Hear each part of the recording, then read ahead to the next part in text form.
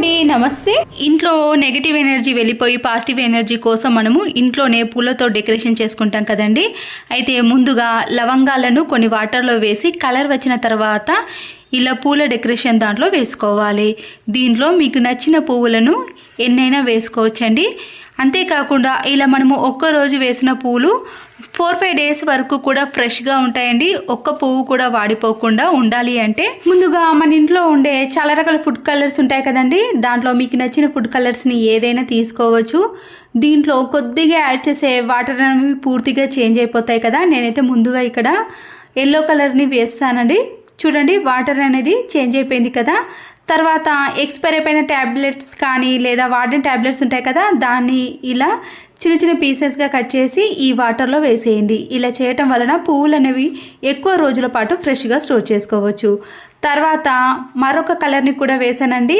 ఇలా గ్రీన్ వేయటం వల్ల కూడా ఈ పువ్వులతో పాటు ఇల్లు కూడా చాలా అందంగా కనబడుతుందండి. మీకు నచ్చిన కలర్ని వేసుకోవచ్చు.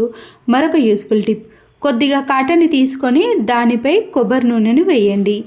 ఇలా కొబ్బరి నూనె వేసిన తర్వాత మన ఇంట్లో ఉండే స్విచ్ బోర్డ్స్ ఉంటాయి కదండి, అవి మురికిగా తయారైనప్పుడు మనము ఇలా కాటన్ పైన కొబ్బరి నూనెను వేసి క్లీన్ చేసామనుకోండి, దాంట్లో ఉండే మురికి అనేది చాలా ఈజీగా వచ్చేస్తుందండి.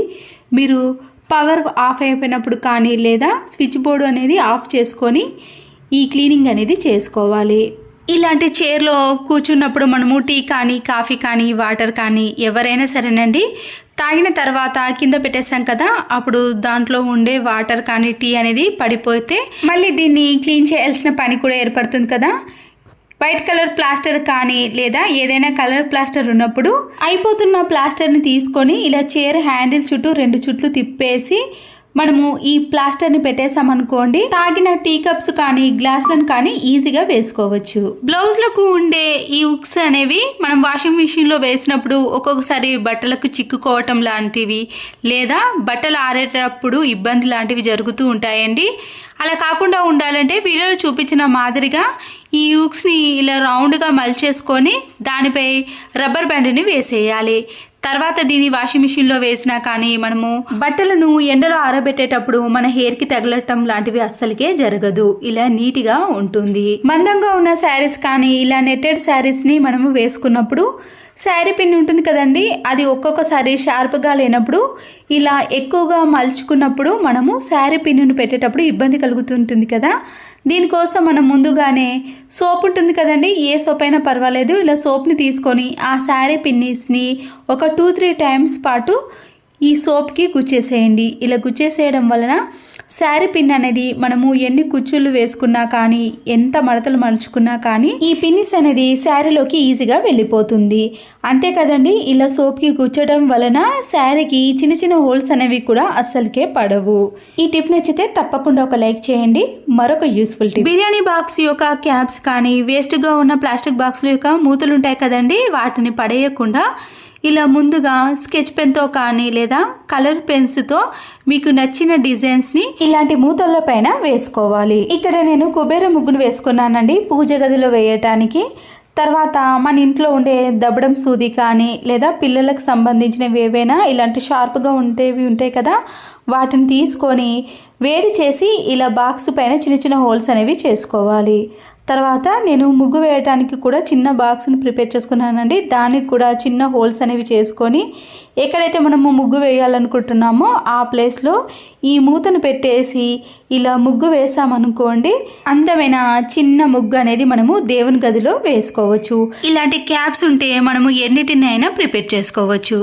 మరొక యూస్ఫుల్ టిప్, అయిపోయిన ట్యాబ్లెట్స్ ఉంటాయి కదండి, దాంట్లో నుంచి ఒక 2 తీసుకొని కవర్లో కానీ పేపర్లో వేసుకొని స్మాష్ చేసుకోవాలి. ఇలా పూర్తిగా పొడి చేసుకున్న దానిని చిన్న బౌల్లో కొన్ని హాట్ వాటర్ని తీసుకొని ఈ ట్యాబ్లెట్ పొడిని అందులో కలిపేసేయండి. దీన్ని మనము నైట్లో కానీ లేదా ఎక్కువగా బొద్దింకలు తిరుగుతున్న ప్లేస్లో వాష్ బేసిన్లో కానీ బాత్రూంలో కానీ సింకులో కానీ ఈ వాటర్ని వేసామనుకోండి, ఈ స్మెల్కి బొద్దింకలు కానీ బల్లులు కానీ ఆ ప్లేస్లోకి రాకుండా ఉంటాయి. బ్యాడ్ స్మెల్ కూడా అస్సలకే రాదు.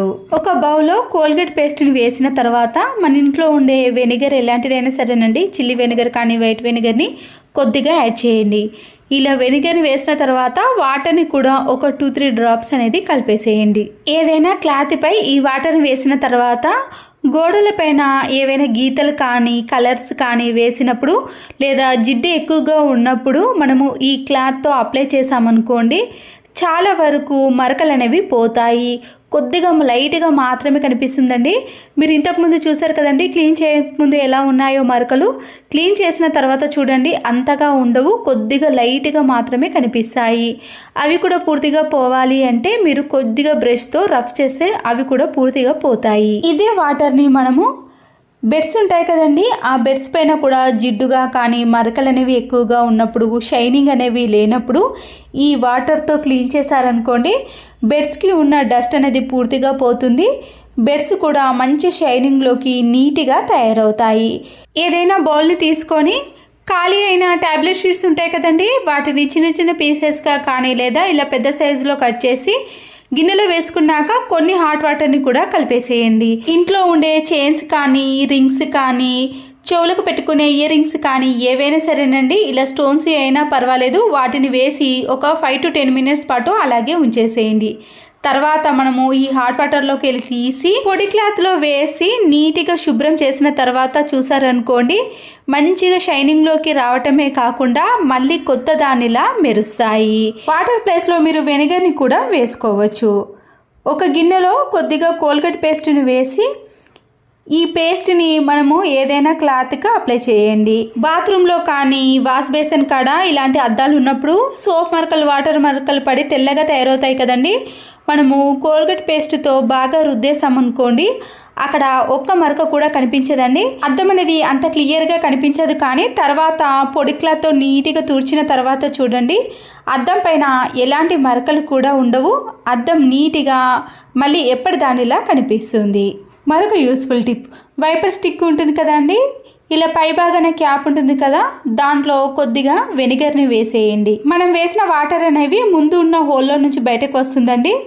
స్లైడింగ్ డోర్లు కానీ కిచెన్ సింక్ని కానీ లేదా కిచెన్లో వంట చేసేటప్పుడు టైల్స్ పైన పడ్డ ఆయిల్ మరకలైనా సరేనండి నీట్గా కనబడతాయి. మరకలు కూడా చాలా త్వరగా పోతాయండి.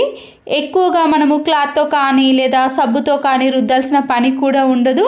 మన పని అనేది చాలా తక్కువ టైంలో ఈజీగా చేసుకోవచ్చు. దీనివల్ల క్లాత్తో కూడా క్లీన్ చేయాల్సిన పని కూడా ఏర్పడదు. మరొక యూస్ఫుల్ టిప్, మన ఇంట్లో ఇలాంటి అయిపోయిన మ్యాచ్ బాక్స్ ఉంటాయి కదండి, కొందరు ఇంట్లో ఇలాంటి దానికంటే మరీ పెద్ద సైజులో ఉండే మ్యాచ్ బాక్స్ కూడా ఉంటాయి. అవైతే ఇంకా చాలా బాగా పనిచేస్తాయండి. ఇప్పుడు ఖాళీ అయిన ఈ మ్యాచ్ బాక్స్లో నేను ముగ్గు పిండిని వేసుకుంటున్నాను. మనము అగ్గిపెట్టతోటే డిజైన్ ముగ్గులను కానీ చుక్కల ముగ్గులను ఏవైనా వేసేయచ్చండి. ముగ్గు వేసేటప్పుడు మ్యాచ్ బాక్స్ పైన కొద్దిగా స్పేస్ అనేది ఇవ్వాలండి. ఇలా కొద్దిగా బయటకు పెట్టేసామనుకోండి, దాంట్లో నుంచి ముగ్గు అనేది కొద్దిగా పడుతుంది. దీంతో మనము ఎన్ని రకాల డిజైన్స్ని కానీ ముగ్గులను కానీ వేసుకోవచ్చు. ఇక్కడ మీకు లైవ్లో చూపిస్తున్నాను చూడండి, చాలా ఈజీగా సింపుల్గా వేసేయచ్చండి. ఈ అగ్గిపెట్టెలో కూడా ముగ్గు పిండి అనేది చాలా పడుతుందండి. నేను ఈ అగ్గిపెట్టె సహాయంతో 2 ముగ్గులను కూడా మీకు వేసి చూపిస్తాను. చూడండి ఎంత నీట్గా వచ్చిందో. మీకు మరొక డిజైన్ ముగ్గును కూడా వేసి చూపిస్తాను చూడండి. ఇక్కడ అగ్గిపెట్టెను కొద్దిగా గ్యాప్ ఉంచేసి మీకు నచ్చిన డిజైన్ కానీ చుక్కల ముగ్గును కానీ వేసుకోవచ్చు. ఇలా చిన్నపిల్లలకు చూపించినా కూడా చాలా సింపుల్గా ఈజీగా వేసేస్తారండి. మనము ఇంట్లో కానీ దేవుని గదిలో ఇలా ముగ్గును వేసుకోవాలంటే అగ్గిపెట్టె ఉంటే సరిపోతుంది. ఎన్ని ముగ్గులైనా ఎన్ని డిజైన్లైనా వేసుకోవచ్చు. కలర్లు కూడా మీకు చేతికి అంటుకోకుండా నీట్గా హ్యాండ్స్ అనేవి ఉండాలంటే ఇలా అగ్గిపెట్టెలో మనము రంగులను వేసి కూడా ఈ ముగ్గులో ఫిలప్ చేయొచ్చండి. దీనికి కూడా చాలా బాగా యూజ్ అవుతుంది. నచ్చితే తప్పకుండా ఒక లైక్ చేయడం మాత్రం మర్చిపోకండి. మరొక యూస్ఫుల్, వేస్ట్గా ఉన్న ఒక మాస్క్ను కానీ లేదా చినిగిపోయిన సాక్సులు ఉంటాయి కదండి, దాన్నైనా తీసుకోవచ్చు. ఒక సైడు మాత్రమే కట్ చేసుకోవాలి, రెండో సైడు దానికి ఉన్న నాడలను తీసేయండి. ఒక ప్లేట్ని తీసుకొని తురిమేది ఉంటుంది కదండి, దాంతో మనము సోప్ని ఇలా చిన్నగా తురుముకోవాలి. లేదా అయిపోయిన సోప్ ముక్కలు ఉంటాయి కదండి, వాటినైనా తీసుకోవచ్చు. నేనైతే ఇక్కడ కొద్దిగా తురుముకుంటున్నానండి. దీని ప్లేస్లో మీరు బట్టలు వాష్ చేసే సోప్ ఉంటుంది కదండి, దాన్నైనా తీసుకోవచ్చు. వీటితో పాటు అయిపోయిన సోప్ ముక్కలు కూడా వేసేసానండి. ఇప్పుడు దీంట్లోకి 1 టీ స్పూన్ వరకు రాళ్ళ ఉప్పును వేసుకోవాలి. అలాగే వాషింగ్ మిషన్లో వేసే లిక్విడ్ ఉంటుంది కదండి, దాన్ని కూడా దీంతో పాటు కోల్గేట్ పేస్ట్ని కూడా యాడ్ చేయాలి. మీరు వాషింగ్ మిషన్లో వేసే లిక్విడ్కు బదులు హ్యాండ్ వాష్ లిక్విడ్ ఉంటుంది కదా, దాన్ని కూడా వేసుకోవచ్చండి. రెండిట్లో ఏది వేసినా పర్వాలేదు. ఒక సైడ్ ఓపెన్ చేసిన మాస్క్ ఉంది కదండి, ఈ మిశ్రమాన్ని అంతా కూడా ఈ మాస్క్ లోపలికి వేసేయండి. మనము కట్ చేసుకున్న థ్రెడ్స్ ఉన్నాయి కదా, ఇలా ఓపెన్ చేసిన దానిని క్లోజ్ చేసేసేయండి. ఇప్పుడు దీన్ని వాష్రూమ్లో మనము ఫ్లష్ ట్యాంక్లో వేసేయాలి. ఇలా చేయటం వలన మనము ప్రతిసారి వాష్రూమ్కి వెళ్ళినప్పుడు ఫ్లష్ని ఆన్ చేసిన వెంటనే దానంతట అదే క్లీన్ అవుతుంది. అంతేకాకుండా ఎలాంటి బ్యాడ్ స్మెల్ లేకుండా మంచి సువాసన అనేది వస్తుంది. ఇలా ఫ్లష్ ట్యాంక్లో ఒక్కసారి వేశారనుకోండి, మనకి 15 days to 20 days పాటు క్లీన్ చేయాల్సిన అవసరము ఉండదు. మంచి సువాసన అనేది వాష్రూమ్ నుంచి వస్తుంది. వాష్రూమ్లో మంచి సువాసన కోసం బయట ఎక్కువ డబ్బులు ఖర్చు పెట్టి తీసుకుంటాం కదండి, దానికంటే కూడా ఇలా ఇంట్లోనే ఒక్కసారి ప్రిపేర్ చేసుకున్నారనుకోండి, చాలా రోజుల పాటు మీకు యూజ్ అవుతుంది. న్యూస్ పేపర్ కానీ లేదా ఏదైనా పేపర్ని తీసుకొని దాన్ని ఇలా రౌండ్గా బాల్స్ లాగా ప్రిపేర్ చేయండి. దీనిపైన చిల్లీ వెనిగర్ కానీ వైట్ వెనిగర్ కానీ వేసేయండి. ఈ పేపర్ అనేది పూర్తిగా తడవాలండి. తర్వాత దీన్ని ఒక ముద్దలాగా ఇలా బాల్ లాగా ప్రిపేర్ చేసి మనము ఫ్రిడ్జ్లో పెట్టేసుకోవాలి. దీనివల్ల ఫ్రిడ్జ్లో వచ్చే బ్యాడ్ స్మెల్ కానీ పులిసిన వాసన కానీ అస్సలకే రాదండి. ఈ పేపర్ అనేది పూర్తిగా పీల్చేస్తుంది. ఫ్రిడ్జ్ని ఎంత నీట్గా క్లీన్ చేసినా కానీ ఎప్పుడోసారి అయితే బ్యాడ్ స్మెల్ వస్తుంది కదండి, ఈ టిప్ అనేది యూజ్ అవుతుంది. మన ఇంట్లో వేస్ట్గా ఉన్న బ్లౌజ్ పీసులు ఉంటాయి కదండి, కాటన్ కానీ పాలిస్టర్ కానీ ఏవైనా సరేనండి, వీటితో మనము డబ్బులను ఆదా చేసుకోవచ్చు. ఇంట్లోకి చాలా బాగా యూజ్ చేసుకోవచ్చండి. నేనైతే ఇలాంటి బ్లౌజ్ పీస్లను చాలా వరకు రెడ్ కానీ గ్రీన్ కానీ ఎల్లో కలర్ బ్లౌజ్ పీస్లను ఇలా పూజ గదిలో కింది అడుగు భాగాన పరుచుకొని పైన దేవుళ్ళను పెడతానండి. దీనివల్ల మనము క్లీన్ చేసుకోవడం చాలా సులభంగా ఉంటుంది. వాడని కొత్త బ్లౌజ్ పీస్లను ఇలా మనము మళ్ళీ వీటిని వాష్ చేసి మళ్ళీ ఇదే విధంగా యూజ్ చేయొచ్చండి. బ్లౌజ్ పీసులని ఎన్ని రోజులైనా పాడవకుండా ఉంటాయి కదండి, దీనివల్ల మనం డబ్బులను కూడా ఆదా చేసుకోవచ్చు. కొన్ని వాటిని అయితే నేను ఇలా దేవుని గదిలో చీపురు కట్టను యూజ్ చేయలేం కదా, అలాంటప్పుడు ఏదైనా పాలిస్టర్ని కానీ లేదా మామూలు కాటన్ క్లాత్ని తీసుకొని ఇలా దేవుని గదిని శుభ్రం చేయడానికి కూడా యూజ్ చేసుకోవచ్చు. ఇక్కడ మరొక బ్లౌజ్ పీస్ని తీసుకున్నానండి, దీనికి ఆయిల్ మరకలు అంటినవి. అలాగే యూజ్ చేయని ఏదైనా బ్లౌజ్ని తీసుకోవచ్చండి. ఇక్కడ బ్లౌజ్ పీస్ని తీసుకొని క్లాత్ బ్యాగులు కానీ క్లాత్ కవర్లు కానీ లేదా బియ్యం సంచులు ఉంటాయి కదండి, మీరు వాడని ఏవైనా వీటిని యూజ్ చేసుకోవచ్చండి. ఇలా బ్లౌజ్ పీస్ మధ్యలో మనము ఈ క్లాత్ బ్యాగ్ని కానీ, నేనైతే క్లాత్ది కవర్ తీసుకున్నానండి, క్లాత్దేనండి ఇది. ఈ కవర్ని ఇలా మిడిల్లో పెట్టేసి మనము చుట్టూరా స్టిచ్చింగ్ చేసేసుకోవాలండి. అప్పుడు ఆ కవర్ అనేది మిడిల్లో అలాగే ఉండిపోతుందండి. చూడండి 3 sides కూడా ఇలా మామూలుగా చేత్తోనే కుట్టేశానండి. మిషన్ ఉన్న వాళ్ళైతే ఇంకా ఈజీ.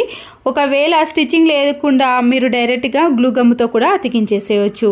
తర్వాత నేను ఇది ఇంకా నీట్గా ఉండటానికి ఇంట్లో వేస్ట్గా ఉన్న లేసులు కానీ వాడని లేసులు ఉంటాయి కదండి, నేనైతే ఎక్కడ స్టిచ్చింగ్ చేశానో దాని చుట్టూ కూడా ఇలా 4 sides కూడా మీరు ఏదైనా లేస్ని కానీ లేదా థ్రెడ్స్ని కానీ పెట్టేసేయచ్చు. అప్పుడు ఇంకా చూడడానికి అందంగా కనబడుతుందండి. చూడండి ఇలా మొత్తం కుట్టేసిన తర్వాత మనము వాడని క్లాత్లను కూడా ఇలా యూజ్ చేసుకోవచ్చు. దీనివల్ల మనము 100 రూపాయలు కూడా ఆదా చేసుకోవచ్చు అండి వాడని బ్లౌజ్ పీస్తో. ఎందుకంటే మనము పూజ గదిలో పీటకు బదులుగా లేదా ఇలాంటి తినడానికి మనము ముందుగా కూర్చునటానికి తినేటప్పుడు కూడా చాలామంది ఇలా కింద వేసుకొని తింటారు కదండి, అలాంటి వాటికి కానీ పూజ గదిలో కానీ ఇది చాలా బాగా యూజ్ అవుతుందండి. మీరు బయట కొనాలంటే ఖచ్చితంగా 100 రూపీస్ ఉంటుంది. ఇలా వాడని బ్లౌజ్ పీసులతో కూడా మనము అందంగా తయారు చేసుకొని ఇంట్లోకి వాడుకోవచ్చు. అంతే కదండి, ఇది కొన్ని రోజుల తర్వాత మనము షాంపూతో కానీ లేదా సోప్తో కానీ వాష్ చేసుకొని మళ్ళీ తిరిగి కూడా యూజ్ చేసుకున్న అస్సలకే పాడవదండి. ఇలాంటి క్లాత్లను మనము యూజ్ చేసుకోవడానికి చాలా బాగా ఉంటుందండి. దేవుని గదిలో పీటకైతే చాలా ప్లేస్ పడుతుంది, కానీ వీటిని ఇలా చిన్నగా మలుచుకొని మనము సెల్ఫ్లో కానీ కబోర్డ్లో కానీ పెట్టేసుకున్నా మళ్ళీ ఎప్పుడు కావాలన్నా కూడా తిరిగి వాడుకోవచ్చు. అంతేనండి, ఈ టిప్స్ మీకు నచ్చినట్లయితే తప్పకుండా ఒక లైక్ చేసి మీ ఫ్రెండ్స్కి కానీ రిలేటివ్స్కి షేర్ చేయండి. మరో యూస్ఫుల్ వీడియోతో మళ్ళీ కలుద్దాం. Thanks for watching.